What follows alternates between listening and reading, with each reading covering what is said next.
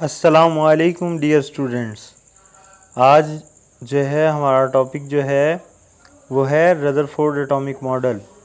Rutherford का atomic model मुख्तलिफ़ scientist ने एटॉमिक स्ट्रक्चर की वजाहत के लिए मुख्तलिफ़ थ्योरीज़ पेश की। उनमें जो है रदरफोर्ड ने भी एक साइंटिस्ट थे जिन्होंने अपने एक्सपेरिमेंट्स के ज़रिए एटम की साख्त की वजाहत करने की कोशिश की।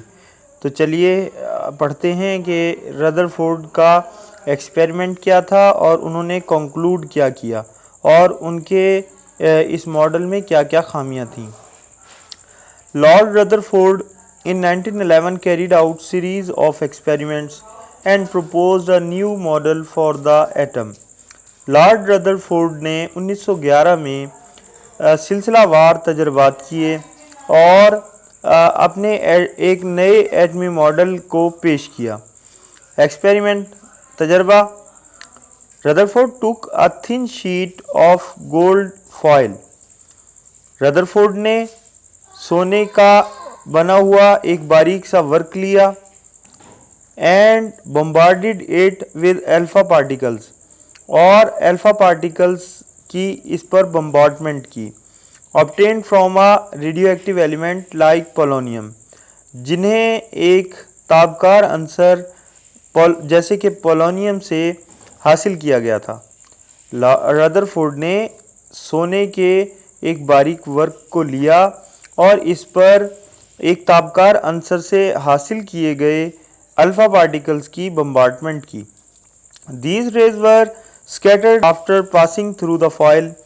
ये शुआएं फॉयल में से यानी वर्क में से गुजरने के बाद बिखर गईं। And examined an on a zinc sulphide screen, और रदरफोर्ड ने एक जिंक सल्फाइड की स्क्रीन पर इनका मुआयना किया। तो आप जो है ये देख सकते हैं कि एक जो है उन्होंने जो है समझाने के लिए एक उसका स्केच जो है वो जनरेट किया है, जिसमें आप देख सकते हैं कि गोल्ड मेटल फॉयल है।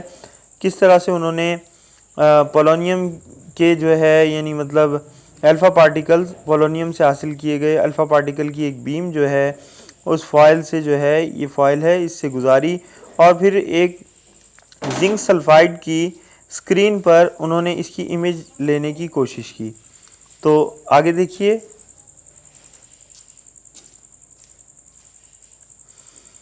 ऑब्जर्वेशन। अब उन्होंने मुशाहिदात क्या किए इस तजर्बे से जो मुशाहिदात हैं वो क्या उन्हें हुए। Number 1, most of the particles pass straight and undeflected through the sheet. ज़्यादातर ज़र्रात जो है वो इस वर्क से बग़ैर मुनहरिफ हुए, मुनहरिफ का मतलब है बग़ैर रास्ता तब्दील किए सीधे सीधे गुजर गए।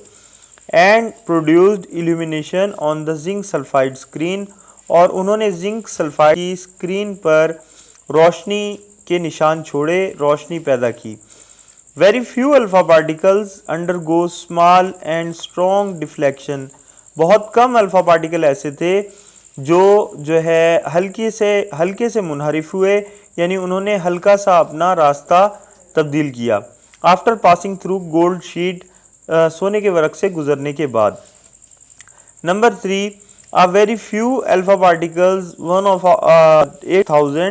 out of 8,000 retrace their path। 8,000 में से कोई एक ज़र्रा यानी बहुत चंद अल्फ़ा ज़र्रात ऐसे थे कि जिन्होंने अपने रास्ते को तब्दील किया, या ये कहिए कि जिस रास्ते से आए थे उसी रास्ते वापस पलटे। कंक्लूजन। अब इससे नताइज इस सारे तजर्बे से और मुशाहिदात से उन्होंने क्या हासिल किए। पहला नतीजा।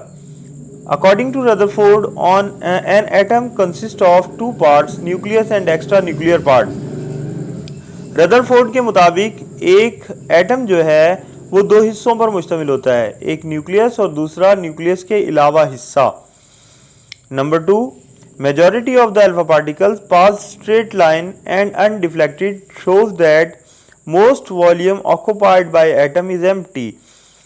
ज़्यादातर अल्फ़ा ज़र्रात का सीधे सीधे जो है बग़ैर मुनहरिफ हुए, बग़ैर रास्ता तब्दील किए हुए गुजर जाना, ये ज़ाहिर करता है कि एटम का ज़्यादातर हिस्सा खाली है, ज़्यादातर उसका हुजम खाली है, खाली खला है। Number 3, alpha particles are positively charge, alpha particles पर मस्बत चार्ज होता है, एंड देयर डिफ्लेक्शन इंडिकेट्स, और उनका रास्ता तब्दील करना, that the centre of atom has a positive charge, ये जाहिर करता है कि जो एटम का मरकज़ है उस पर मस्बत चार्ज है, which is named as nucleus, जिसे न्यूक्लियस का नाम दिया गया है। Number 4, the mass is concentrated in the nucleus, और एटम का ये ज़्यादातर मास जो है ये न्यूक्लियस में ही मौजूद है या मरकूज़ है। कॉन्सेंट्रेटेड का मतलब मरकूज़ होना, एंड मरकूज़ होना आम जुबान में यानी जमा होना, and the electrons are distributed outside the positively charge nucleus, और इलेक्ट्रॉन्स मस्बत चार्ज के न्यूक्लियस के बाहर जो है वो मुनकसिम है। मुनकसिम का मतलब तकसीम होना, यानी वो न्यूक्लियस के बाहर जो है वो हरकत करते हैं।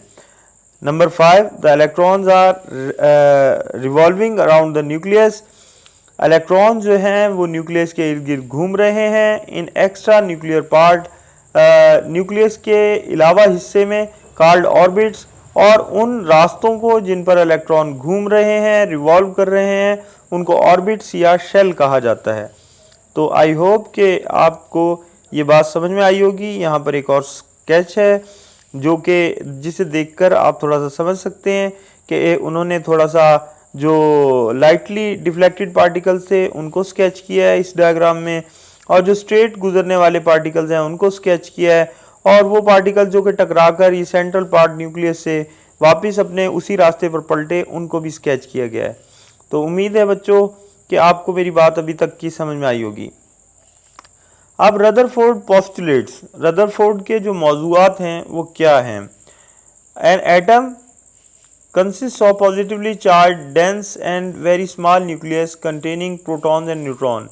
एक एटम मस्बत चार्ज पर मुश्तमिल एक डेंस रीजन है, यानी मतलब कसीफ एरिया है, और बहुत कम न्यूक्लियस जो है उनमें and very small nucleus containing proton and neutron, और न्यूक्लियस में प्रोटॉन और न्यूट्रॉन्स जो है वो मौजूद हैं।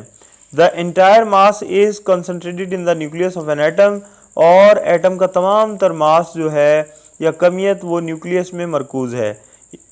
Number 2, the nucleus is surrounded by large empty space, nucleus जो है के इर्द गिर्द एक बड़ी खला है, which is called extra nuclear part, जिसे न्यूक्लियस के अलावा हिस्सा कहा जाता है। Where probability of finding electron is maximum, जहाँ पर जो है इलेक्ट्रॉन का मौजूद होना जो है वो उसके इम्कानात कवी हैं, यानी ज़्यादा से ज़्यादा हैं। Number 3, the electrons are revolving around the nucleus in circular path with high speed और वेलोसिटी, इलेक्ट्रॉन न्यूक्लियस के इर्द गिर्द दायरवी रास्तों पर बहुत तेज़ रफ्तारी के साथ हरकत कर रहे हैं। Number 4, these circular path are known as orbits और शेल्स, इन दायरवी रास्तों को मदार यानी ऑर्बिट्स या शेल कहा जाता है। Number 5, an atom is electrically neutral, एक एटम बुनियादी तौर पर तादीली होता है, यानी इस पर मस्बत या मनफी चार्ज नहीं होता, because it has equal number of protons and electrons, क्योंकि इसमें प्रोटॉन्स यानी मस्बत ज़र्रात की तादाद इलेक्ट्रॉन्स यानी मनफी ज़र्रात की तादाद के बराबर होती है, तो वो एक दूसरे के असर को ज़ायल कर देते हैं। Number 6, the size of the nucleus is very small, nucleus की जिसामत बहुत ही छोटी है as compare to the size of original atom, atom की हकीकी जिसामत के मुकाबले में। न्यूक्लियस की जिसामत एटम की हकीकी जिसामत के मुकाबले में बहुत कम है, बहुत छोटी है। अब आ जाते हैं defects of Rutherford atomic model. Rutherford के एटॉमिक मॉडल में क्या क्या नकाइस थे, क्या क्या खामियां थीं। Number 1, Rutherford did not explain the stability of an atom, Rutherford ने एटम की क़याम पजीरियत की वजाहत नहीं की, यानी वो एटम की क़याम पजीरी को वाज़े नहीं कर सके। Number 2, in Rutherford atomic model the negatively charge electrons revolve around the nucleus in circular path, Rutherford के मुताबिक रदरफोर्ड के मॉडल में मनफी चार्ज के हामिल इलेक्ट्रॉन जो है वो न्यूक्लियस के इर्द गिर्द दायरवी रास्तों पे हरकत करते हैं एंड इमिट एनर्जी कंटिन्यूसली, और वो ऐसा करते हुए तवानाई को तसलसल के साथ खारिज करते हैं। इमिट का मतलब खारिज होना। Due to continuous loss of energy ultimately it must fall into the nucleus. अगर ऐसा ही वाकई ऐसा होता तो इलेक्ट्रॉन जो है वो मुसलसल तवानाई को खोते हुए बिल आखिर जो है वो न्यूक्लियस में गिर जाते, लेकिन ऐसा नहीं है। Number 3, if the revolving electron emits energy continuously then there would be a continuous spectrum, but in contrast to it we get line spectrum from the atoms of element। वो कहता है अगर हरकत करते हुए इलेक्ट्रॉन वाकई तवानाई खारिज करते हैं तसलसल के साथ तो उनके इर्द गिर्द एक स्पेक्ट्रम यानी एक कॉस का बनना जो है वो लाजिम था तसलसल के साथ कि वो एक स्पेक्ट्रम बनता, लेकिन इसके बरखिलाफ़ जो है हमें एक लाइन स्पेक्ट्रम एटम्स के इर्द गिर्द एलिमेंट्स के एटम्स के इर्द गिर्द दिखाई देता है। तो उम्मीद है कि आपको जो है आज का टॉपिक समझ में आया होगा। हमने भरपूर तरीके से जो है इसकी वजाहत करने की कोशिश की है। आप थोड़ा गौर से इस टॉपिक को बार बार सुनिएगा और शेयर भी कीजिएगा ताकि ज़्यादा से ज़्यादा स्टूडेंट्स तक ये जो हमारी एक्सप्लेनेशन है वो पहुंच सके और बच्चे इससे इस्तिफ़ादा हासिल कर सकें। शुक्रिया।